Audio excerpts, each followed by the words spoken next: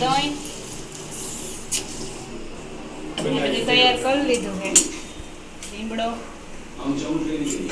પછી આ શેકેલા જીરાનો ભૂકો છે, માંડવીનો ભૂકો, એ બધું એને કરી દીધું. વટાણા છે અને આમાં રાઈ જીરું અહીં નાખી દીધું છે બરે. અને આમાં આદુ મરચાંની અમારે પેસ્ટ છે એ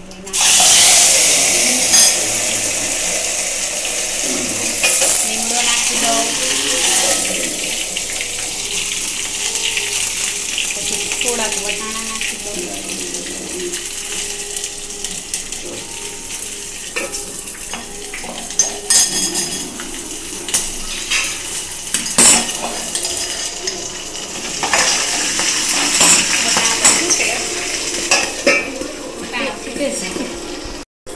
વટાણા ફૂટી ગયા, ટમેટા નાખી દઈ.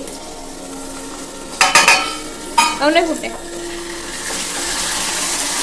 મસ્ત હલાવ નાખી દીધું.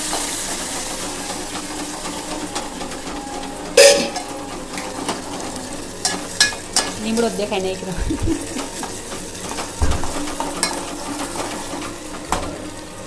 હવે બધું થોડીક વાર હળહળવા દઈ.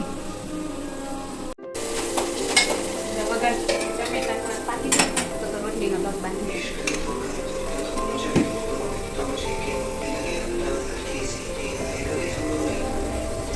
બનાવ્યું છે ગુવાર બટેટાનું શાક. દહીં વગર અમારે બે માંથી, બાકી બધાને ન ભાવે છે. એટલું ખાઈ જશે. થોડો નાખી બધે, થોડો નાખી.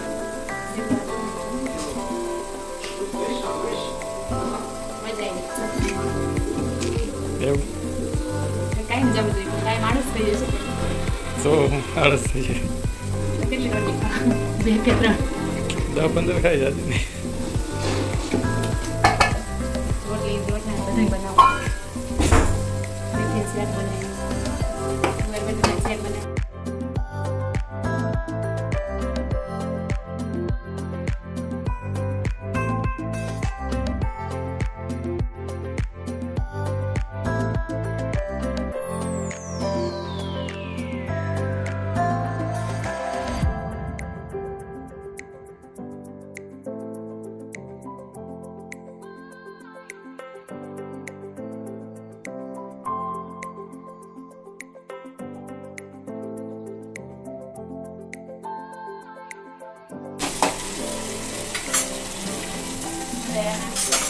મસાલો નાખી દઈશું.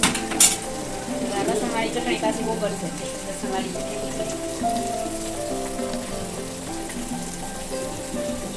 નાખી દઈશ.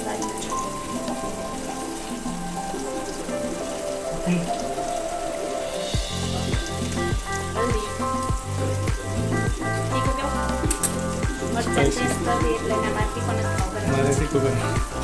બરાબર છે. થોડી ચટણી નાખી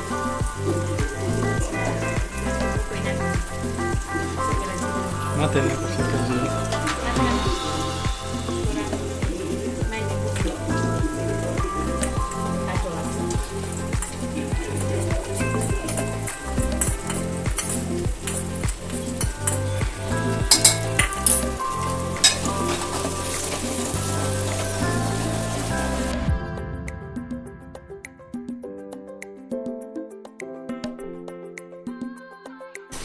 મસ્ત એકદમ ગ્રેવી જેવું તૈયાર થઈ ગયું. બસ થઈ ગયું. ટમેટા દેખાતા જ નથી. દહીં નાખી દઈશ. હવે ગેસ બંધ કરીને પછી દહીં નાખવાનું. દહીં ફાટી જશે. કેટલો ખાશો તમે?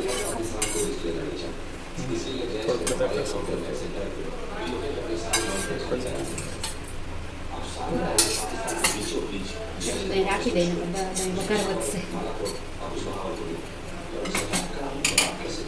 મસ્ત નિરાતે નિરાતે હલાવ એટલે દહીં દહીં રીએ, નહીં તો દહીં છાશ થઈ જશે.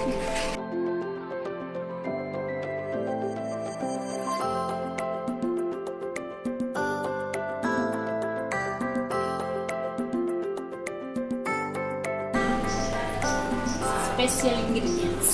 Sekilas jiran.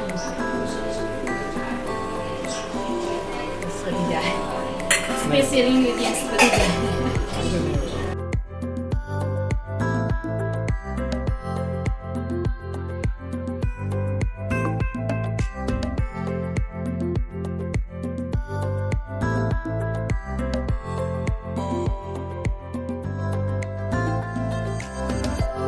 રસોઈ અડધી પડતી બનાવી લીધી ને અચાનક આવ્યા છે મહેમાન 4 જણા આવ્યા છે અચાનક વળી પાછું બધું કરવું જોઈએ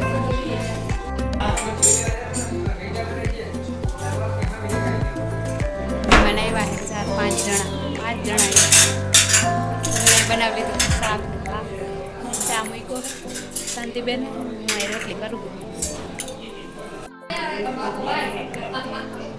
અમારા સાસુ ને મામાના છોકરા છે બધા